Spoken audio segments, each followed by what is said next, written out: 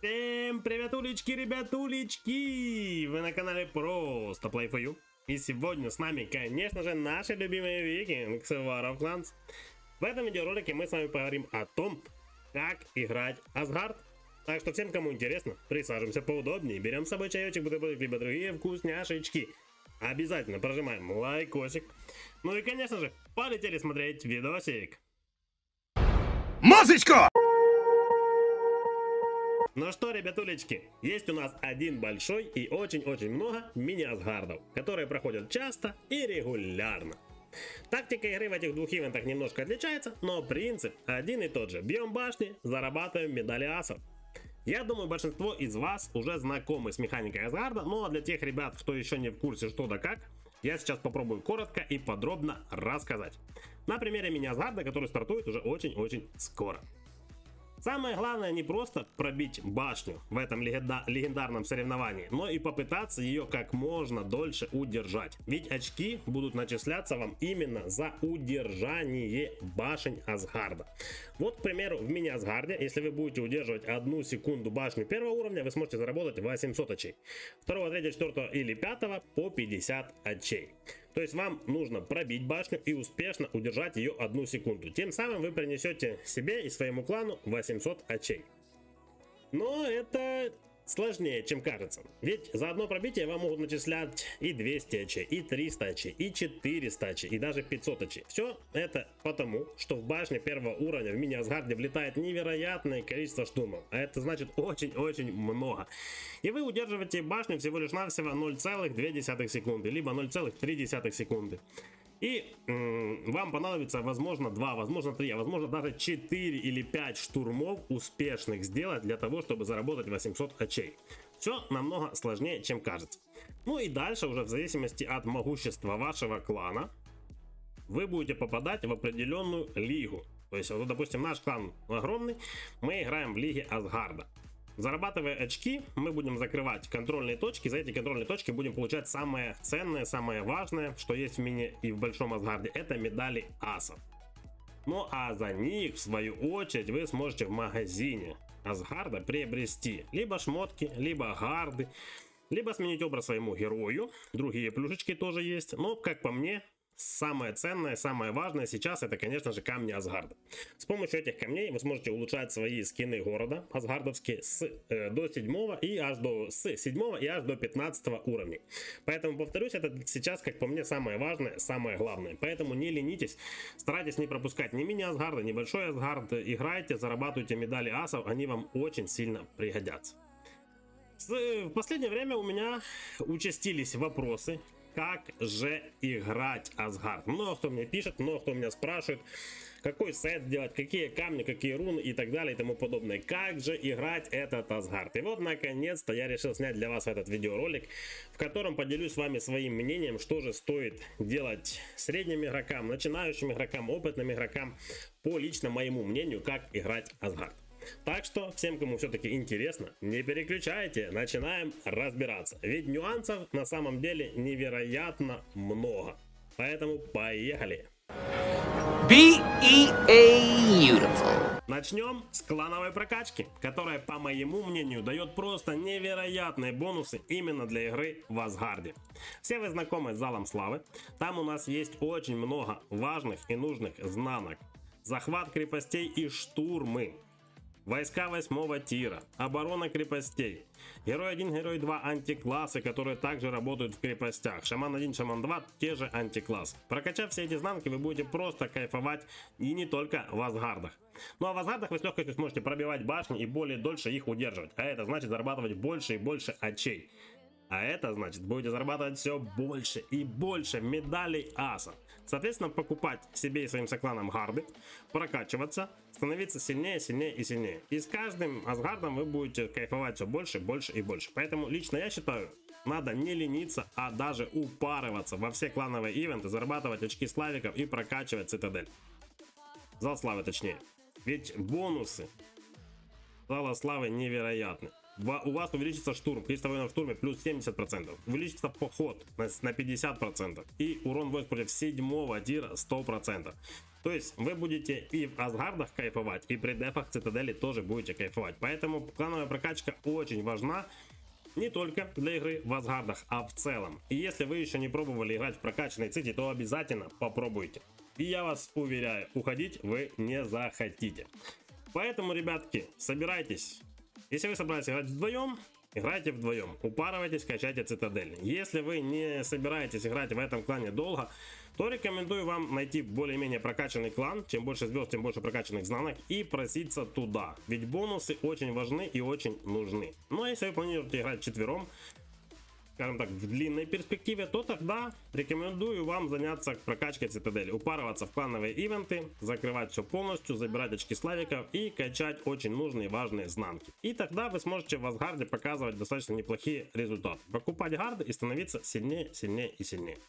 Так что клановая прокачка очень сильно важна. Мазочка! Ну что, ребятулечки, клановая прокачка это очень даже хорошо, но топ-кланы берут к себе далеко не всех. И большинство просто-напросто не могут даже попробовать испытать на себе невероятные 5-звездочные бонусы Зала Славы. Большинство играет в средних или маленьких кланах, а там прокачать Зал Славы невероятно сложно, дорого и затратно. Поэтому там на первую роль выходит ваша личная прокачка. Прокачка вашего аккаунта, да и всех аккаунтов в целом, которые играют в вашем клане. А там нюансов невероятно много. Недавно у меня ребята спросили, почему они не могут пробить башню в мини-Асгарде даже на Т8 полным штурмом. И как оказалось, после того, как я задал ряд вопросов, у них не докачаны тайные знания, у них не докачана Валькирия, и у них их VIP уровень тоже вот-вот только перевалил за 50-й. Поэтому, ребятулечки, давайте разбираться, что же вам нужно прокачать для того, чтобы хоть как-нибудь пробивать башни в Асгардах, зарабатывать удержание и получать за это удержание хоть какие-то медальки аса. Копить их, покупать гардосики и становиться сильнее, сильнее и сильнее. Самое важное, самое первое, это, конечно же, знания. Большинство из вас, из нас уже давным-давно прокачали и забыли. Особенно основные знания. Это самое элементарное, которое нужно прокачать, я думаю, все и забыть. В тайных знаниях, если вы еще не все прокачали, здесь будьте внимательны. Выберите в первую очередь те знания, которые вам нужны. В первую очередь, ведь каждый последующий вас выбор будет стоить вам немножко больше ускоров и золота. Но я думаю, большинство из вас уже давным-давно прокачали, закрыли и забыли. Первая ступень у нас оборона, крепостя и нападение. Здесь, конечно же, очень важно крепостя и оборона и нападение. Во втором вам очень нужно урон, защита, здоровья, крепостя. Ну а города и Т8 здесь уже по желанию. Если вы играете города, то, конечно же, качайте. Ну и войска 8-го тира тоже очень вам нужны и очень вам важны. Потому что, не прокачав вот эту знанку, вы не сможете клепать себе Т8. Ну а если открыли Т8, то, конечно же, нужно прокачать им урон, защиту и здоровье, чтобы они были более сильнее, скажем так, у вас. Поэтому знанка это самое основное, нужно прокачать, закрыть и забыть про нее. Если вы не прокачали, то тогда не удивляйтесь, почему вы не можете пробить ту или иную башню. Дальше у нас идет Валькирия. Здесь вам тоже нужно выбрать тип ваших войск. Вы выбираете, допустим, кавалерию. Конечно же, Т7 вы прокачали, у вас все классно, у вас все здорово, но если вы пытаетесь башню пробить на Т8 и у вас Т8 не прокачаны, то вероятность пробития очень маленькая. Ведь здесь, как вы видите, дают нам 330% урона, здоровья и защиты. Это очень-очень важно. Поэтому обратите внимание, что Валькирию тоже нужно прокачивать. В зависимости от типа войск, на которых вы играете, выбираете и качаете полностью. Последние ветки тоже прокачиваете. Это самое основное. Дальше VIP уровень. VIP уровень, конечно, это невероятные бонусы, особенно на 60 уровне. Я помню, как я играл на 59 уровне, думал, что все классно, все здорово, но на самом деле нет, ребятки. 60 уровень дает еще больше, чем 59. Поэтому здесь я бы рекомендовал даже упороться и потратить все, что у вас есть, именно сюда. Золото, очки лояльности, все, что есть, тратьте на VIP, закрывайте и поверьте, на 60 уровне вы будете действительно кайфовать. Это, так скажем, самые минимальные требования для того, чтобы комфортно играть в мини-Асгардах. Дальше у нас есть, конечно же, шмот. Шмот, я использую шмот Убы. Его желательно прокачать как минимум до 12 уровня сейчас. Ведь на 12 уровне в шмоте Убы откроется доп камень. И в доп камне, если вы пробиваете и садитесь, у вас с этим все хорошо, можете вставлять здоровье либо защиту. Здесь мнения расходятся. Кто-то играет на камнях с защитой, кто-то на камнях со здоровьем. Если вы не пробиваете, то я бы рекомендовал вам сюда вставить урон всех войск. Там у нас есть, сейчас я вам покажу. Там у нас бонусы есть: урон всех войск, защита всех войск, урон отряда в штурме и урон войск при захвате. То есть эти все три урона плюсуются, и ваш урон увеличивается. Поэтому можете смело вставлять урон всех войск. Поняли? Одеваем Убу и качаем ее до 12 минимум. Сделали минимум, прокачали Убу до 12 уровня, вставили камни на урончик. И вы получили тем самым 6 камней, умножаем 22, 15, грубо говоря 38, грубо говоря 40% дополнительного урона умножаем на 6 камней, получили 240 урончика, который поможет вам успешно штурмить башни, выбивать вражеские войска и захватывать ее. Тем самым вы уже будете зарабатывать какие-то очки. Поэтому запоминаем, качаем Убу до 12. Дальше таким же образом вам нужен шмот Асгарда. Шмот Асгарда прям обязательно нужен. Если у вас нету шмота Асгарда, тогда, ребятулечки, копите рун монеты. Всеми любыми способами копите рун монеты и выкупайте. Просто выкупайте все шмотки Асгарда. Они невероятно увеличат шанс пробития башни. Вам уж поверьте. Без шмоток, конечно, сложно. Без шмоток возможно, но сложно. Поэтому я рекомендую сначала собрать комплект Асгарда, хотя бы до 9 уровня его прокачать, а потом уже летать, играть миники именно в атаке, пробивая башню. Дальше, если у вас full шмот, то качаем его тоже до 12 уровня, для того, чтобы открыть дополнительный камень. И, конечно же, если вы слабо пробиваете, вставляем урончик. После того, как вы прокачали Убу и шмот Асгарда, прошу прощения, до 12, я бы рекомендовал вам не качать шмотки до 13, до 14, до все полностью, до 13, до 14 и так далее. Я бы рекомендовал вам выбрать одну шмотку, вот допустим, амулет Убы, бить чисто епидов и заморачиваться 15 шмотки. Зачем нужна 15 шмотка? Она нужна для того, чтобы открыть доп слот для второй руны. Ведь 2 рунки это в 2 раза больше процентов, как вы видите. Ну а здесь, ребятки, конечно же, вам нужно будет потратить золотишко, потратить руническую пыль для того, чтобы поймать как можно больше рунок на урон. Если вы слабо пробиваете, то заморачивайтесь уроном. Прошу прощения. Мы просто пробиваем достаточно неплохо, поэтому я делаю рунки, насколько вы знаете, на защиту и на здоровье. Вот такие вот. Видите? Вот. Одна рунка дает мне 210%. Представляете, если вам такая рунка падает на урон, 210% урона, и потом вы бабах качаете до 15 и ловите вторую рунку. И еще 200% урона. Таким образом вы ловите, вставляете в одну шмотку 2 рунки и 400% урона. Да, это сложно, это практически нереально такое поймать, но это возможно. Я же на защиту поймал 200% урона. Значит, и у вас когда-нибудь да получится поймать рунку на урон хотя бы 100, хотя бы 150, а возможно даже 200. Вы представляете? Если сделать Убу 15 и вставить туда по 100% урона рунки, то есть это 200%, то 6 шмоток на 200% это 1200% дополнительного урона. То есть шансы на пробитие возрастают в несколько раз просто. Поэтому, ребятки, заморачиваемся шмотом, делаем 12, потом упаримся на 15, делаем рунки на урон как минимум 100%, там урон кавалерии, если у вас кавалерия, урон кавалерии в крепостях, урон всех войск, ловим рунки 100+%, обязательно оставляем шмотки вместе с камнями на урон. И тем самым шансы на пробитие башни возрастают в энное количество раз. С этим, я думаю, мы, конечно, разобрались. Рунки, шмотки мы с вами выяснили. Нужны как минимум 12, а лучше 15. VIP уровень, ну, должен быть, конечно же, 60. Валька, ваш вид тип войск как минимум 1 хотя бы прокачанный. Ну а знания должны быть уже по автомату прокачаны. Также, ребятулечки, есть у нас асы. Асы должны быть у вас прокачаны. Я ж забыл совсем сказать, я рассматриваю игру на 40-м домике, потому что я думаю 39-е домики без пул прокачанных знаний. На 39-м домике нельзя прокачать знания до конца. Нельзя сделать камни богов. Нельзя сделать много чего. Поэтому я думаю, 39-е домики вряд ли смогут пробить вообще башню Асгарда. Поэтому я рассматриваю игру только на 40-м домике, только с фулл прокачкой тайных и основных знаний, с прокачанной Валькирией, 60-м випом. Это, скажем так, минимальный уровень. Ну и, конечно же, шмотки. Это мы все с вами разобрали. Шмотки, да, забыл сказать, вставляем камни богов. Лично мы используем 3 вида камней богов. Это урон, защита и здоровье. Но я знаю ребят, которые вместо защиты или здоровья, там уже на свой выбор, они вынимают, допустим, защиту и вставляют урон профильных войск. Или вынимают, допустим, здоровье. Вот они извлекают здоровье и вставляют сюда, вот я, допустим, ставлю урон всех войск, и я играю на лучниках, я ставлю второй камень урон стрелков. Урон стрелков дает еще дополнительно 31% урона, защиту и здоровье по 15-20%. То есть я знаю таких ребят, которые играют на максимальном уроне.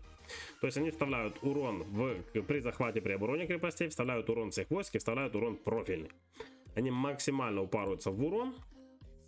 Тем самым, я не знаю, помогает это ли им пробивать или нет, я, честно говоря, не тестил, но в этом тоже есть определенная логика. Войска, то есть лучники, становятся сильнее, значит, при пробитии башни они будут очень качественно выносить свой антикласс, то есть убиков. Поэтому определенная логика в этом есть.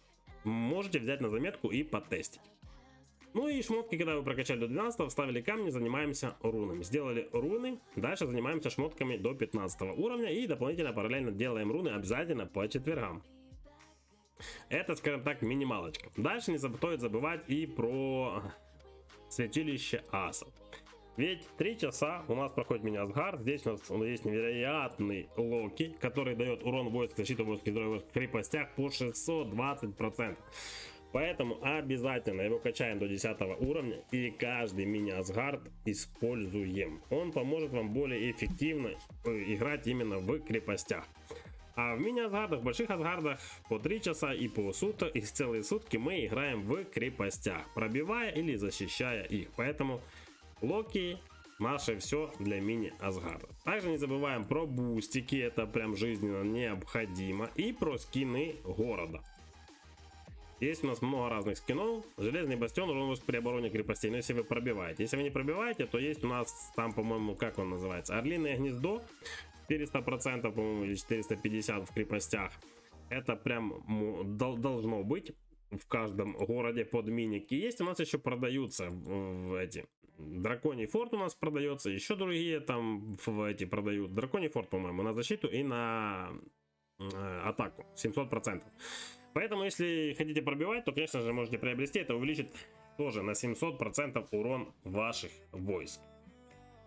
Вроде бы ничего не забыл. Я для того, чтобы увеличить еще урон своего аккаунта, я еще построил на правом побережье своего замка, так сказать, построил лесопилочки. Урон всех войск 10%.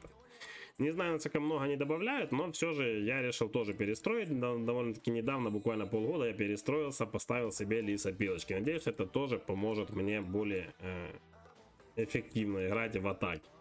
Ну и дальше, если вы все это сделали, не стоит забывать и про достижения. Достижения, которые обязательно нужно прокачивать, заниматься нужно и олимпийцем, и кровавым. Потому что кровавый дает антикласс против 7 тира. Олимпия достаточно сложная затрата, но здесь урон Т8, урон опять же против 7 тира, защита всех войск.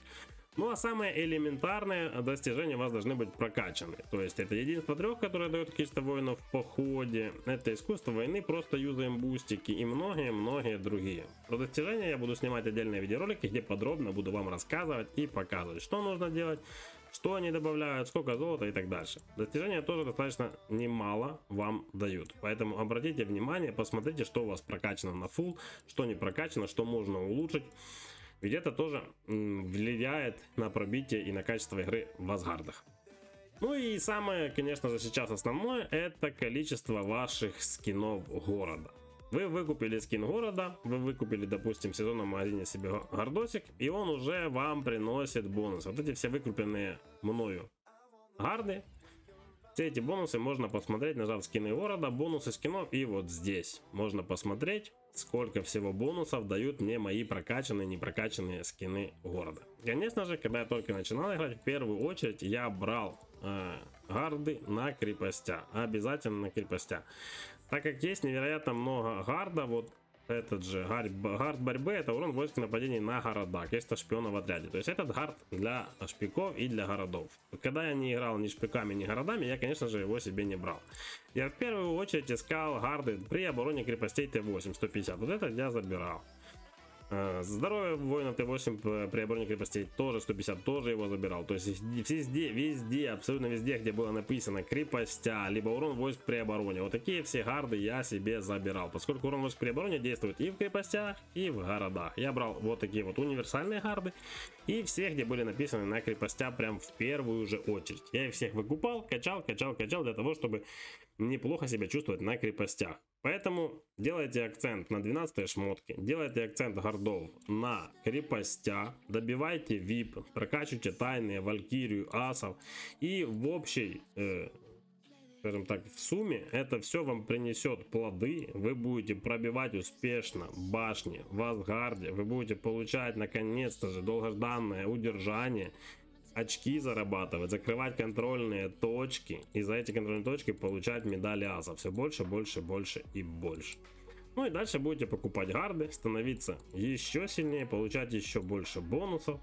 Возможно, в дальнейшем будете покупать камни Асгарда, улучшать ваши гарды до 15 уровня. Ну, это сезонные, но скоро будут и асгардовские. И будете достаточно неплохо себя чувствовать уже в самом Асгарде. Вроде бы, надеюсь, ничего не забыл. Подвал тоже, кстати, нужно проходить обязательно до конца. Максимально пройденный подвал дает тоже невероятно крутые бонусы. Поэтому проходите подвал, видите, здесь вы можете посмотреть все бонусы, которые дают подвал. Урон войск против пехоты, антикласс 15% очень даже неплохо дает. Вы можете зайти, посмотреть. Это все тоже очень важно, это очень нужно, поэтому проходите подвальчик, не ленитесь, хотя бы раз-два раза в день заходите, если у вас еще не пройден он полностью. Если пройден, выходите и забудьте про него как про страшный сон. Ну, как видите, ребятки, нюансов действительно очень-очень много. Возможно, я про что-нибудь и забыл рассказать, но, надеюсь, самое основное вам довел. То есть вам нужно прокачать знания, хотя основные по-любому, тайные знания, хотя бы оставьте города, все остальное прокачивайте, либо оставьте воинов Т8, если вы планируете играть на Т8. А вот эти 4 докачивайте обязательно. Прокачивайте валькирии, ваш тип войск, прокачивайте локи и профильных и других асов, это вам пригодится. Конечно же, качайте шмотки, качайте VIP, делайте рунки на урон, и будет вам счастье. Будете пробивать, будете зарабатывать медальки и кайфовать.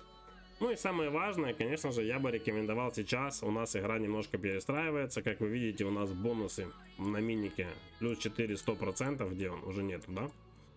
Уже нету бонуса, да? Или есть? Не, бонуса уже нету. Но я могу вам показать по предсказаниям, миники у нас теперь 400. Это 500 с чем-то, 580, по-моему, штурм или 550 штурм, ну, неважно. Самое главное, я считаю, что нужно играть эти миники вчетвером. Вы можете вчетвером собраться либо в один клан, чтобы максимально быстро, комфортно и удобно качать, закрывать клановые ивенты, качать зал славы. Или можете собраться в два клана. Один в основной, один в союзный, допустим. Ну, точнее, два в основной и два в союзный. Играть 2 на 2. Но я бы рекомендовал собраться вчетвером в один клан, качать зал славы. И таким образом вы должны играть все на разных типах войск. Вы будете все создавать, заходить в один штурм. Примерно там 550 делим на 4, по 115 воинов, грубо говоря, вы будете заходить. То есть расход войск будет не таким прям огромным.